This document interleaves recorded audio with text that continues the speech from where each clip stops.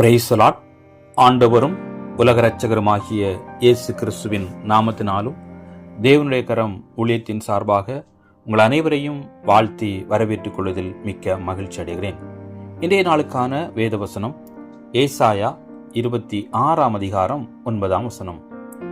என் ஆத்துமா இரவிலே உம்மை வாஞ்சிக்கிறது, எனக்குள் இருக்கிற என் ஆவியால் அதிகாலையில் உம்மை தேடுகிறேன். ஆம், கிறிஸ்துவுக்குள் அன்பார்ந்த என் அன்பு தேவ பிள்ளைகளே, நம்முடைய ஆத்துமா இரவில் கர்த்தரை தேட வேண்டும்.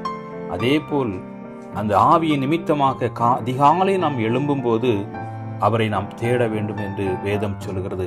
எனவே அதிகாலையில் தேடுவோர் கண்டடைவேர் என்று வேதம் சொல்கிறது போல அதிகாலை நம் கர்த்தரை தேடும்போது கர்த்தர் நம்மை ஆசீர்வதித்து நம்முடைய தேவைகளை சந்தித்து நாளை முழுவதும் நம்மை வழிநடத்தி செல்வாராக. God bless you.